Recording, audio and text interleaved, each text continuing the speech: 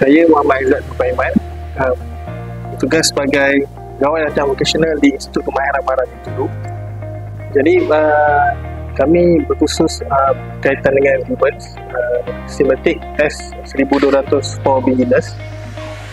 So banyaklah ilmu yang dipelajari berkaitan dengan PLC ataupun Programmable Logic Control. Perkara yang paling berkesan adalah kami dapat menggunakan peralatan amali, peralatan Siemens secara real time,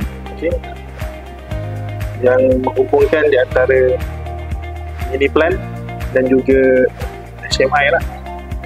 So mungkin penambahbaikan yang kami boleh dapat daripada program ini adalah apa yang saya lihat di Institut Kemahiran Barang Bintulu, kita boleh integratekan dengan mini plant dengan PLC simulation workstation. Terima kasih kepada tenaga pengajar JMI. This is German Malaysian Institute.